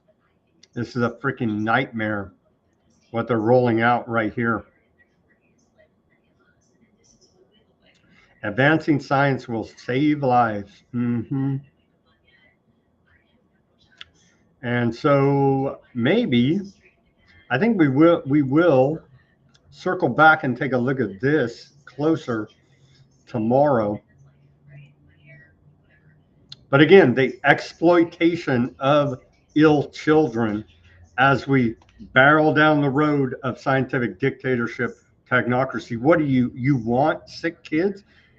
You know what I mean? That's literally, if you're against this, then by default, oh, so you want sick kids? No, I don't want everyone to be tracked, traced, databased, and put into a Palantir dashboard for their future termination, i.e. technocracy, i.e. what kind of crazy new experiments are going to be conducted on these ill children as well. It's a freaking nightmare, man. It's a nightmare. Okay, so supposedly, what are we doing? Getting lower drug costs. Today, this is the head of FDA, Marty Makary, I believe is how you pronounce his name, head of FDA. He says, today we conditionally approved the first drug for a New World screwworm in cattle, and we're accelerating review of other potential treatments. America's farmers and ranchers asked for tools to fight screwworm, and the FDA is working hard to deliver. Well, what would we do without the FDA? I thought we had, did we have? Well, they say they're lowering prescription drug prices through Pfizer and others with the leverage of tariffs against them and other means. I want to believe it. I want to trust them. I just can't. I'm sorry. With some good rhetoric here and there, sprinkled in with technocracy. Financial Times reports scientists use cloning technology to swap DNA in human eggs. Early stage U.S. research could lead to infertility treatment for women who cannot produce viable eggs. Scientists have adopted cloning technology to create human eggs from skin cells and a donor egg, potentially opening a new route to motherhood for women who are infertile. Maybe, we won't even go there today. I think we've covered it enough.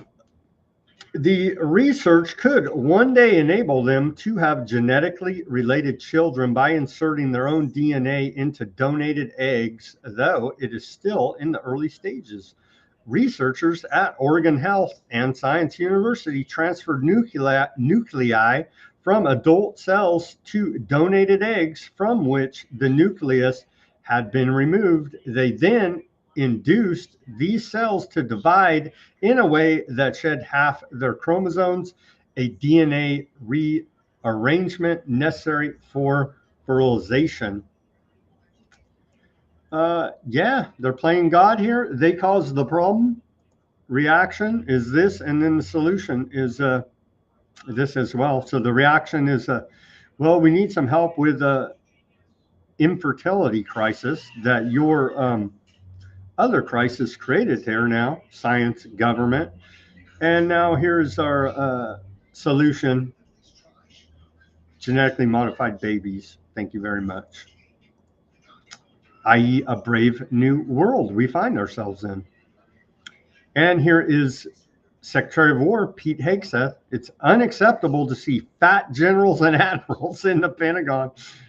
That's pretty good. That's pretty good stuff. Let's hear that video from at the secretary or at the meeting of the War Department today. Likewise, it's completely unacceptable to see fat generals and admirals in the halls of the Pentagon and leading commands around the country and the world. It's a bad look. It is bad, and it's not who we are. So whether you're an airborne ranger or a chairborne ranger, a brand new private or a 4-star general, you need to meet the height and weight standards and pass your PT test. And as the chairman said, yes, there is no PT test. But today, at my direction, every member of the Joint Force at every rank is required to take a PT test twice a year, as well as meet height and weight requirements twice a year, every year of service. Also today, at my direction, every warrior across our Joint Force is required to do PT every duty day. Should be common sense. I mean, most units do that already. But we're codifying it. And we're not talking like hot yoga and stretching. Real hard PT, either as a unit or as an individual. At every level, from the Joint Chiefs to everyone in this room to the youngest private, leaders set the standard. And so many of you do this already. Active, Guard, and Reserve. This also means grooming standards. No more beards, long hair, superficial individual expression. We're going to cut our hair, shave our beards, and adhere to standards. It's back to the old apocalypse now, right? Do we have that clip? Back to the old apocalypse now. I think I took it out of the rotation, but you're offended by cuss words. Well, you have no problem, murdering children is essentially where we're at here now in the hypocrisy of all this. More from all signs point to we're gearing up for a major war with China, Russia, Iran. And we must. We are preparing every day. We have to be prepared for war, not for defense. We're training warriors, not defenders. We fight wars to win, not to defend. Defense is something you do all the time. It's inherently reactionary and can lead to overuse, overreach, and mission creep. War is something you do sparingly, on our own terms, and with clear aims. We fight to win. We unleash. What are they saying here in the comments? He managed to receive a cold reception from beginning to end. And Dick Move said on the YouTube, and Plutonium said, and gaslighting fatigue is real indeed. Just never-ending propaganda and lies. More from Secretary of War Hegseth. It looks like we're gearing up to war here now. And they made all the moves. They've renamed the Department of Defense the Department of War. And this character, Hegseth, to remove the social justice, politically correct, and toxic ideological garbage that had infected our department. To rip out the politics. No more identity months, DEI offices, dudes in dresses. No more climate change worship. No more division, distraction, or gender delusions. No more debris. As I've said before, and will say again, we are done with that shit. I've made it my mission. They played that on Fox News. Yeah, more from Trump here. He's bragging about it. I've committed to spending over $1 trillion on our military in 2026. Again, they've never been able to pass a financial audit because they can't account for the funds they've already been allocated here. What the hell? Give them another $1 trillion. Don't be a pro-crime commie. With that goal in mind, I've committed to spending over $1 trillion on our military in 2026, and that's the most in the history of our country. $1 trillion, that's a lot of money. I hope you like that. Ma'ams and sirs, I hope you like it. Ma'ams and sirs, all signs are pointing toward we're gearing up for a massive war here. Not good. More of these extrajudicial executions. Bragging about how now, there's no boats in the Caribbean Sea, wouldn't you know? It's just like in Venezuela. You've seen the boats going. We can't find any more boats. They're carrying drugs, massive. Every boat kills about 25,000 people. That's what they have. They had fentanyl mostly and a lot of other drugs. And we take them out, and we've taken out 4. Not 4, he says. And just trust the government. Those are bad drug traffickers. We don't know who the hell they were, but we know the government whacked them. Turned out to be the toughest one. I'm so disappointed in President Putin. I thought he would get this thing over with. He should have had that war done in a week. Yeah, it ain't over. Not even close.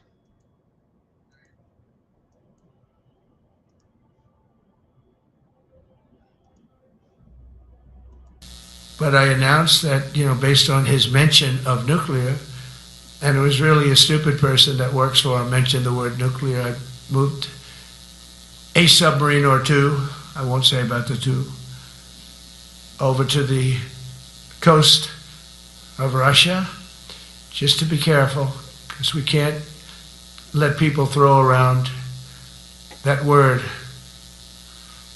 I call it the N word. There are 2 N words, and you can't use either of them. Can't use either of them. And frankly, if it does get to use, we have more than anybody else. We have better, we have newer, but it's something we don't ever want to even have to think about. But when somebody mentions it, that submarine started immediately thereafter. And it's just lurking, but I'm sure we're not going to have to use it. But it's an amazing... Backhandedly threatening Russia with nuclear submarines off their coast. Here's old Dmitry Medvedev in response to what Trump had said there, former Russian president. He says, new episode of the thriller series Nuclear Subs, 4 posts on X. Trump once again brought up the subs he allegedly sent to the Russian shores, insisting they are very well hidden. As the saying goes, it's hard to find a black cat in a dark room, especially if it's not there. So, yeah. More geopolitical news here out of Mozambique. Islamic State militants attacked Christian communities in the northeast, burning churches and homes there. EU Commissioner van der Leyen about the drones.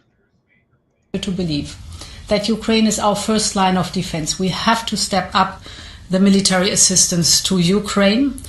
Therefore, concretely, we have agreed with Ukraine that a total of 2 billion euros will be spent on drones now. This allows Ukraine to scale up and to use its full capacity. And of course, it will also allow the European Union to benefit from this technology. However, we need a more structural solution for military support. And this is why I have put forward the idea of a reparations loan that is based on the immobilized Russian assets. The loan would not be dispersed in one go, but in tranches and with conditions attached. We're grinding on, and it appears to be escalating there. Russia, Ukraine. Drone wall. More from van der Leyen. We need to act now. Europe must deliver a strong and united response to Russia's drone incursions at our borders.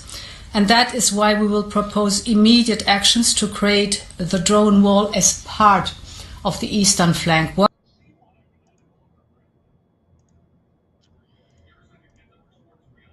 And then this is what I'm talking about. We're like getting really close here. Here's old Kellogg, Russia, Ukraine, U.S. envoy. That issue of Tomahawk missiles to Ukraine was brought up by President Zelensky to President Trump at the UN General Assembly last week in New York City. There has been no comment either, yes, it's going to happen, or no, it's going to happen. The acknowledgement from, again, in the public reports is they were asked for. That is obviously something that has been picked up by the world press, obviously picked up by the Russians as well, simply because of the capability and the capacity of the weapon system. The weapon system is, in fact, by itself, to me, it's a game changer, only because how good it is. And somebody who's seen it used multiple times in multiple conflicts. So that's probably the biggest issue that came out of UNGA in the bilateral discussions that President Zelensky and President. I don't know, man. I saw a clip. We won't play it, but Lavrov was saying, yeah, he doesn't think that they will, the U.S. will give Ukraine Tomahawk missiles. I don't know. Maybe they will. Maybe they will. And again, Russia has said EU and NATO are at war with Russia, and we're like this freaking close. And they will take foreign missiles supplied by America to Ukraine, shot into Russia by Ukraine. Russia has said they will take that as an act of war and then declare war on America, essentially.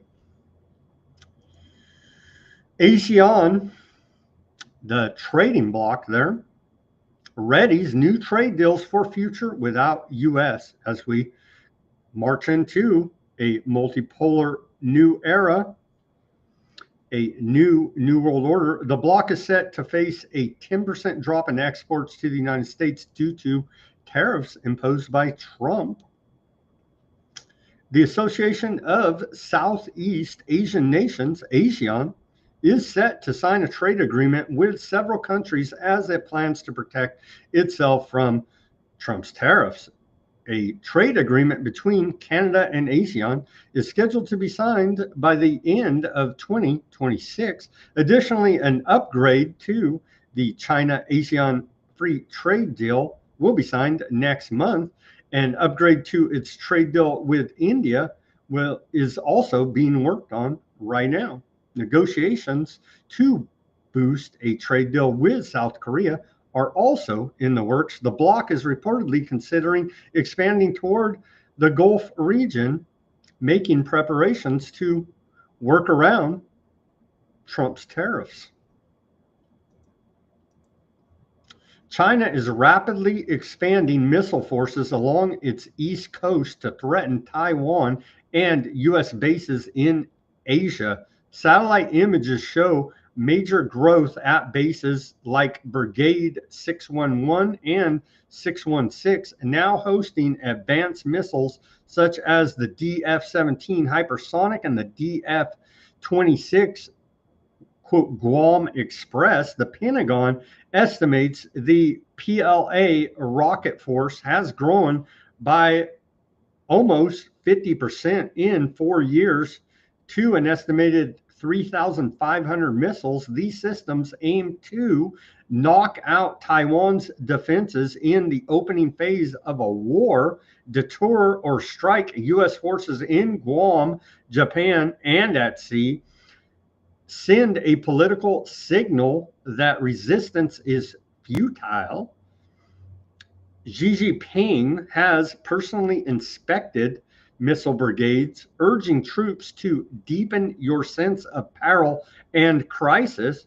Despite corruption scandals and doubts about real-world accuracy, quote, experts say the rocket force remains the crown jewel of China's military, raising nuclear escalation risks if war breaks out, according to a report by the failing New York Times. And their satellite images, but whatever, I think you get the gist. Massive military buildup there off of the eastern coast of China, pointing right at Taiwan. Houthis will attack U.S. oil tankers, they're announcing here now. Yemen militants announced sanctions, their own sanctions, on 13 American energy companies, including ExxonMobil and Chevron. Now they're messing with Rockefeller, so watch out. Houthis there, very bold.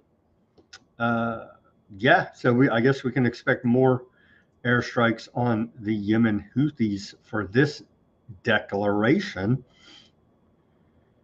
Okay, so, Trump's America First guy. He's, we went over how they're getting the military back in shape and we should all be MAGA, right? Well, turns out, though, Trump met with a delegation of Chabad Lubavitch rabbis. And so they do all look very American First. And, of course, you have everybody's favorites here. Old Kushner, Miller, Letnick, Zeldin. I don't know who these two characters are, but there you go. America First, clearly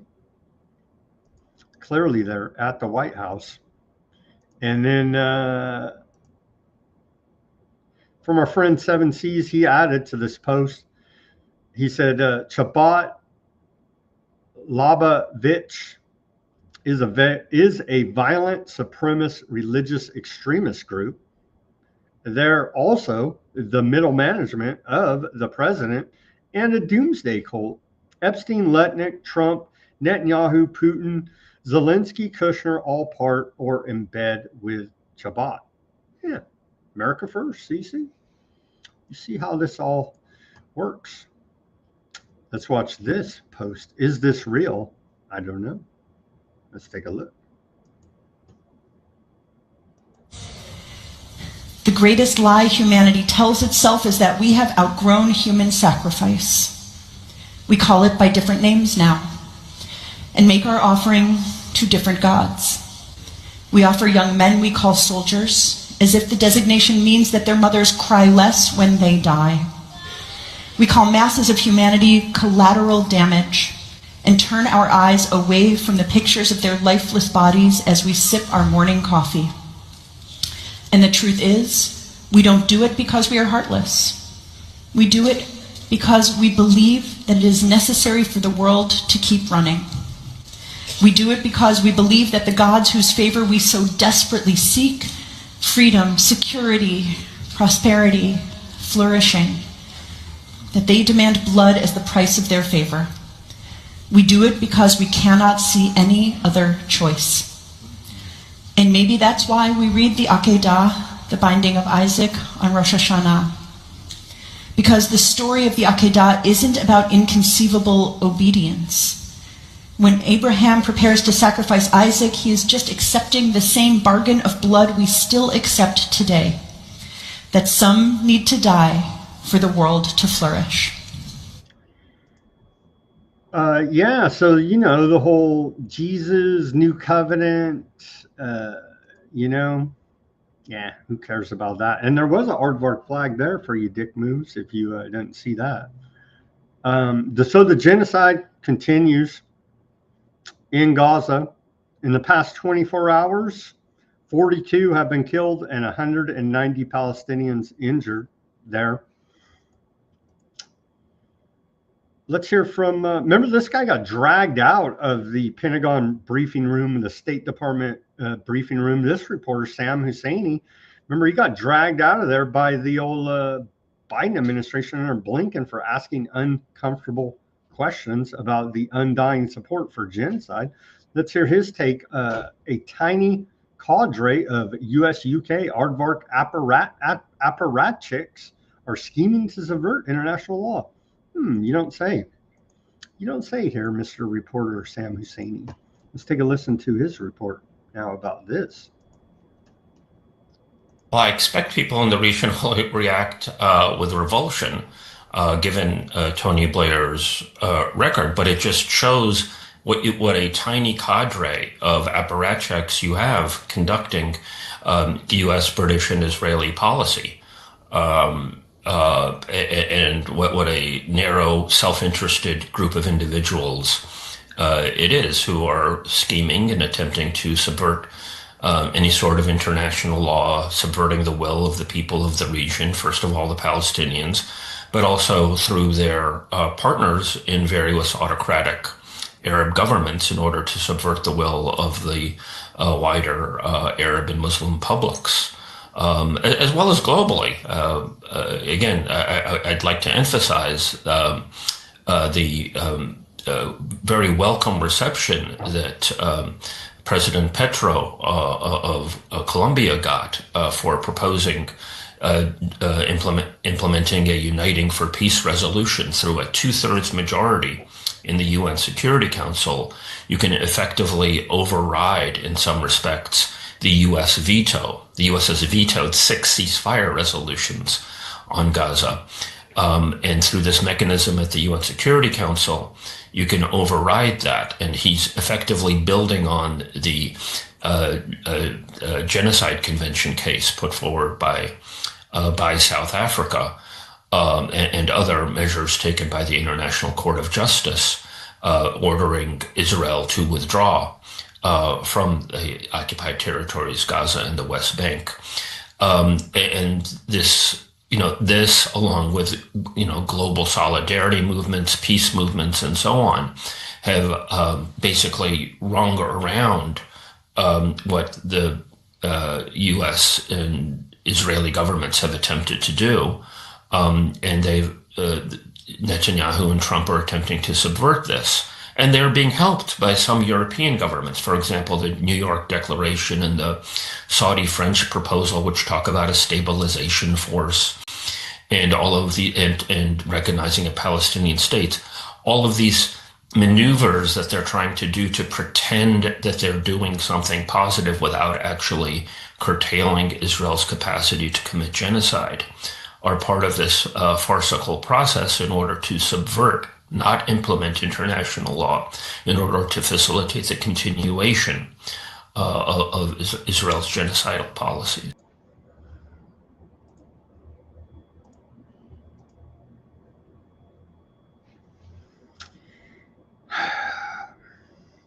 There you have it. I mean,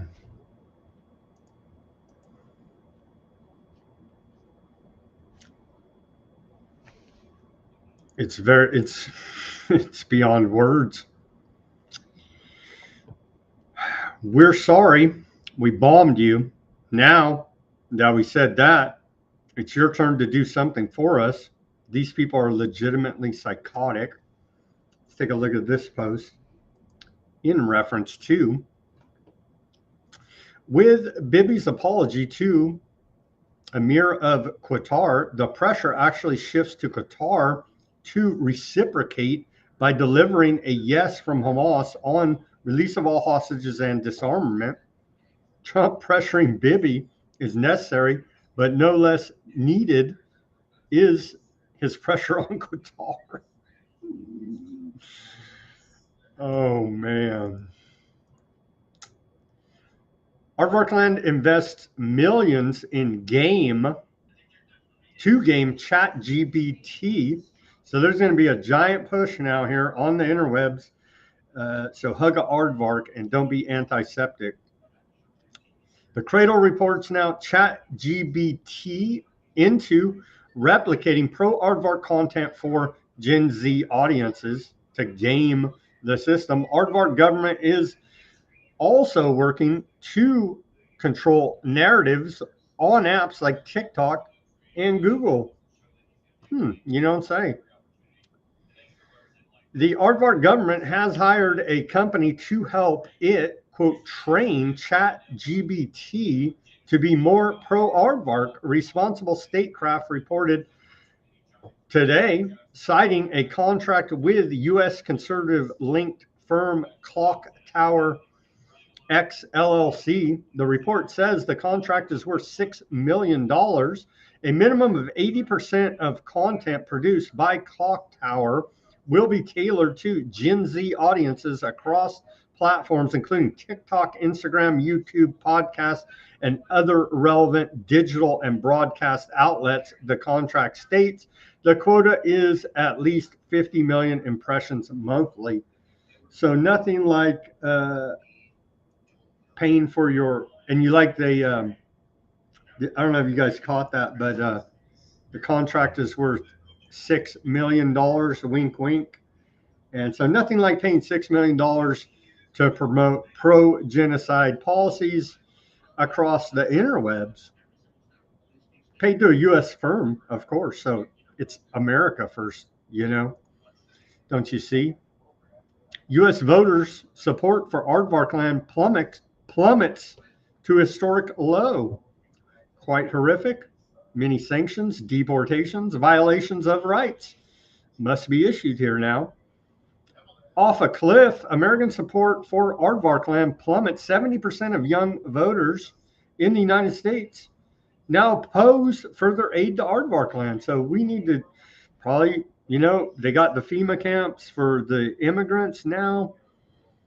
You're going to be pro-Aardvark one way or another here, you see, in America for your own good. Aardvarkland accuses Global Samud Flotilla of being a Hamas project, says ships owned by Hamas. And so they're saying that old Greta Thunberg is a Hamas operative. It may very well be the case. And of course, everybody I don't like is Hamas as well. Aardvarkland is deliberately targeting and destroying water tanks and solar panels in Gaza City, cutting off the last sources of life. But many Palestinians say displacement is worse than death under siege. Let's watch this short report out of the Cradle. Water has become more precious than gold in Gaza, and it is being weaponized to expel Palestinians from Gaza City. Israel's expulsion campaign goes beyond bombardment of families and buildings.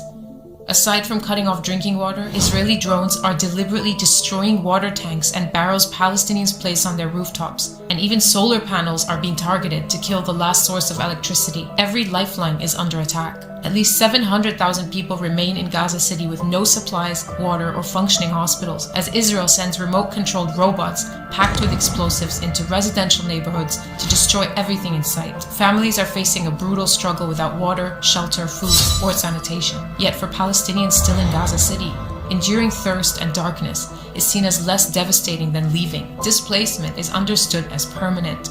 A one-way expulsion that means losing homes, land, memories, and ultimately surrendering to the plan to eradicate them from Gaza City. Since 1948, Israel has used terror to drive Palestinians off their land. Recent documentation shows Israeli quadcopter drones dropping toxic gas canisters on tents and civilian homes near the besieged Al-Shifa medical complex, suffocating families that are already stripped of essentials. Displacement enforced through siege, starvation, thirst, suffocation, and death is a war of erasure.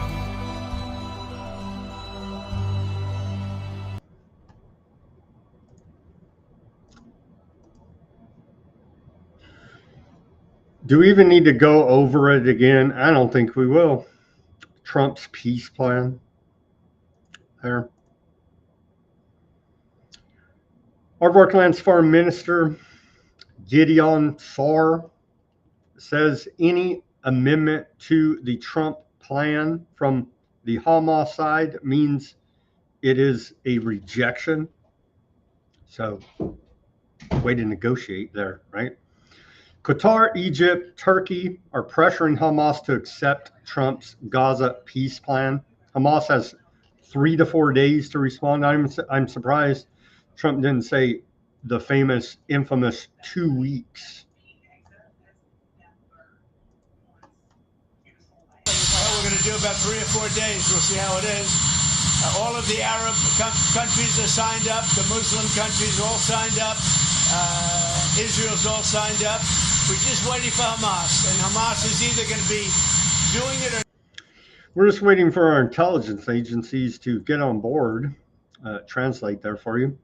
There's no way that's not happening. Bibi busts his own bluff saying Aardvarkland is going to stay in Gaza. Huh? But we just had all that theater yesterday, and Trump's the president of peace, creating the Department of War. I don't know. Let's hear from our shadow president. Maybe he can add some clarity to the situation.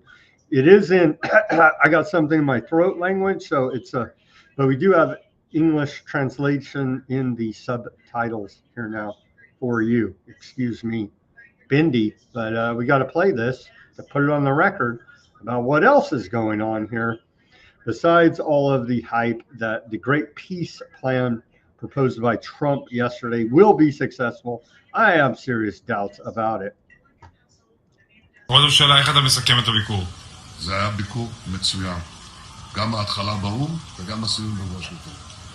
זה הביקור הרביעי שלי בוושינגטון מאז שהנשיא טראמפ נבחר. זה ביקור היסטורי. במקום שהחמאס יבודד אותנו, הפכנו את היוצרות ובודדנו את החמאס. עכשיו כל העולם, גם העולם הערבי והמוסלמי, לוחץ על החמאס לקבל את התנאים שהצבנו יחד עם הנשיא טראמפ, לשרת כל חטופינו, החיים והחללים כאחד, כשצה"ל נשאר ברוב הרצועה. מי היה מאמין לזה? הרי כל הזמן אומרים, אתה חייב לקבל את התנאים של החמאס, להוציא את כולם, צה"ל צריך לצאת החוצה, והחמאס יכול להשתקם, הוא יכול גם לשקם את הרצועה. לא, זה לא קורה. ההפך, והנשיא טראמפ הוסיף שאם החמאס יסרב, הוא ייתן כל הגיבוי לישראל להשלים את הפעולה הצבאית לחיסולו. ולכן אני חושב שמכל צה"ל זה היה ביקור מצוין. ראש הממשלה, יש שאלה שנשאלת, האם הסכמתם למדינה פלסטינית? ממש לא, וגם לא כתוב בהסכם. אבל דבר אחד כן אמרנו, שאנחנו נתנגד בתוקף למדינה פלסטינית. הנשיא טראמפ גם אמר את זה, הוא אמר שהוא מבין את זה, הוא אמר באום גם שזה יהווה פרס עצום לטרור, וסכנה למדינת ישראל, וכמובן שאנחנו לא מסכימים. תודה רבה, ראש הממשלה. So, isn't it telegraphed at this point? They're going to say they won't return the hostages.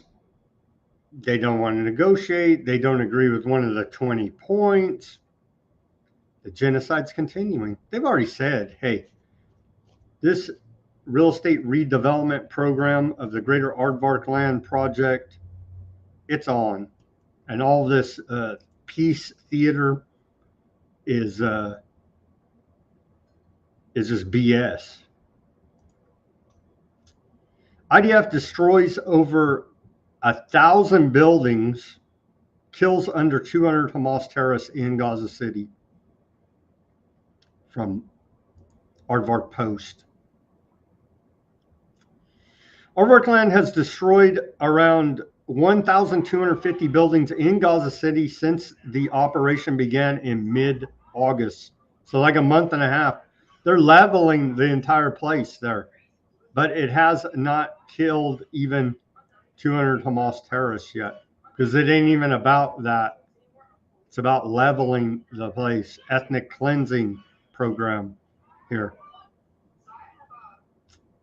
So, yeah. It's about the hostages, I tell you. Aardvark Land FA says national team kit sponsor Reebok wants logo removed.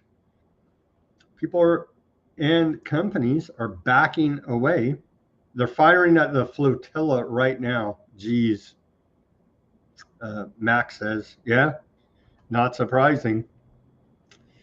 Sports goods makers Reebok want their logo removed from the kit of Aardvark Land's national team. The Aardvark Land Football Association has said. I wonder why. It's not like, you know, they're committing genocide or something. So Reebok, add them to the antiseptic list here now. And then finally, hundreds of scientists urge CERN to sever ties with Aardvark Land, mounting academic boycotts and funding suspensions are fueling Aardvark Land brain drain concerns.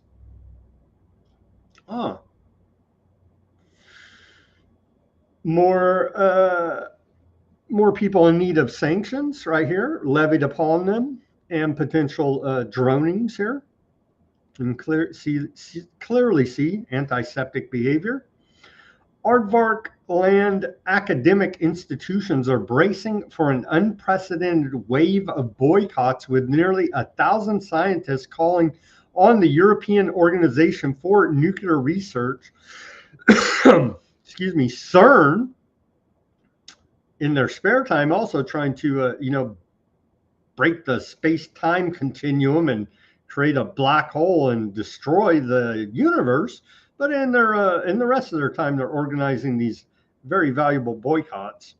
The petition argues that Aardvark Land's universities are tightly bound to the army carrying out genocide in Gaza, and urges CERN to follow its precedent of severing ties with Russia after the invasion of Ukraine. You can't deal with dirty, evil man Putin, but you better deal with the greatest leader in the history of the world, old Bibi, here now. So, yeah.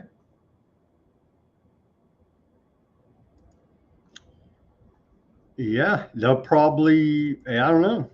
Max says they're firing at the flotilla, so they may very well sink it. And with that, let's wrap up this Tuesday edition of Weaponized News. As it appears, well, full steam ahead, technocracy, AI rollout in pediatric cancer. We saw the executive order signed today. All signs point toward gearing up for a massive war. And I don't disagree that everybody should be in shape like that, especially if it's your job, as old Hegseth was doing. My concern is these are religious fanatics, and they will take us to a giant world war. So extremely concerning developments here now, as the domestic war here at home, as we've seen, is being escalated. With that, let's go to the channels. Over to the Odysee. I see Gur there. Shout out to you, Gur. Thank you very much, sir, for your contribution. I did see that at Buy Me a Coffee. It's much appreciated. Oh no, it's Gillespie. Who else do we got over there on the Odysee today? He said, what's another trillion? What's another trillion? Yeah, they don't account for it anyway. So literally, what's another trillion? Because there's no accounting for it. So It's literally, yeah, what's another trillion? Nobody's counting it anyway. Indeed, there. Let's see, what else do we got? I got to be a dog's body for 8 hours.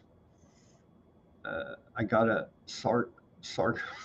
thank you. Who else? Echo Harp there. Free grass. They're talking amongst themselves. Well, thank you guys. And John did chime in there. He says, it got worse currently watching Satan Yahoo lying as usual. I wish someone. Yeah, well, it takes the political will for him to face justice for his war crimes, right? And he's definitely not going to face, we definitely don't have the political will here in America. Some of Europe acts like it, but I seriously have my doubts there as well that they actually would arrest him on international arrest warrants. You know what I mean? Thank you guys for tuning in on the Odysee. Much appreciated, and keeping that chat quite lively over there. And again, thank you very much, Gurr. Over to the Bitchute. Thank you, Bitchute, for tuning in. It seems that Bitchute has straightened out much of their technical glitches on loading our live stream shows up to their platform. So thank you very much, Bitchute tech support and the audience tuning in on Bitchute. As always, a lively chat going on the Rumble. Thank you, everybody, for tuning in on the Rumble. Who did we have today? We had Pamela, Ruckus, Denver, Carrie, the usuals, it seems. A few others. I saw Silver, Gunther, Second Wind. Thank you, everybody, for tuning in and keeping that chat lively on the Rumble. Much appreciated, as always. And the YouTube, we did have a few tuning in on the YouTube. Ruckus on the YouTube, thank you. All over the interwebs. A Lord's Watchman shut it down. They said at the beginning about the government shutdown. We could only dream, right? Bindi, which only one clip of Netanyahu for you today there, Bindi. So thank you for tuning in. Plutonium, thank you as always. Dick Moves, we appreciate the snarky comments. And everybody else tuning in on the YouTube, appreciate it. Keeping that chat lively. Mac, giving us up to the minute reports about the flotilla now being attacked there. And yeah, very sad state of affairs when you're trying to deliver some aid to the Palestinians suffering siege, famine, and genocide. But what the hell? They're Hamas, right? We just saw the report by Aardvark Land claiming as such. And so that's the gospel truth. I don't know what gospel they're reading, but that's the way it's going to be. And thank you, everybody, for tuning in on the X, Kick, Facebook, and Twitch. And with that, as always, everybody do your own research. Peace, love, and freedom. Speak out and take action. Have a great rest of your Tuesday evening, and we'll be back here on Wednesday for more Weaponized News.